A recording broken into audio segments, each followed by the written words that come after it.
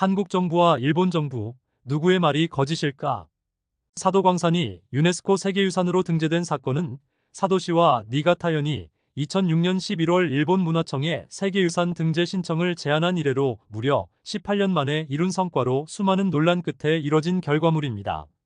그러나 이번 등재 성공은 한국인 강제징용과 관련된 근대유산 부분을 제외하는 내용으로 수정하여 신청한 결과였다는 여론이 강합니다. 수년간 이어진 진통으로 한국 정부와 일본 정부 간의 첨예하게 대립하는 입장이 심각하게 다른 상황에서 이번 결과에 대해 우리는 누구의 말이 진실인지 되묻지 않을 수 없습니다.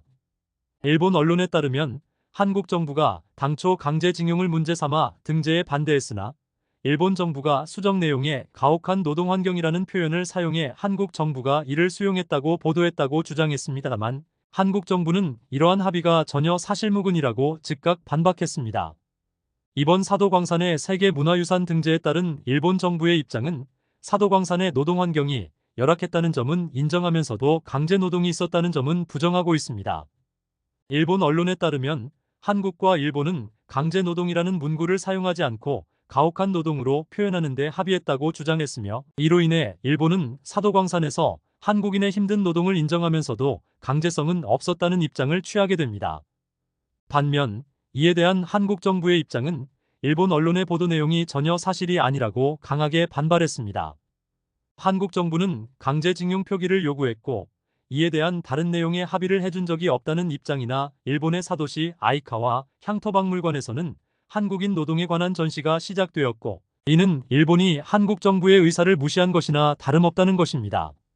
이렇게 양국 정부의 입장을 들어보면 어느 나라의 입장이 진실인지 알기 쉽지 않지만 사도광산의 유네스코 세계유산 등재는 일본이 강제노동이 아닌 가혹한 노동 환경을 인정하는 방향으로 이루어졌다는 것은 분명한 사실입니다.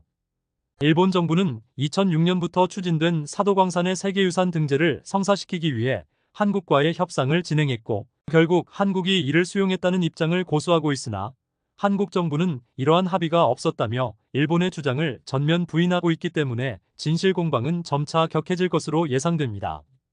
한국 정부가 일본 정부의 주장을 전면 부인하고 있는 만큼 이에 대한 진실 규명은 더욱 면밀한 조사가 필요할 뿐만 아니라 사도광산의 세계유산 등재가 한국과 일본 간의 외교적 갈등을 증폭시키고 있는 상황에서 양국 정부의 투명한 태도와 정확한 사실 확인이 절실히 요구됩니다.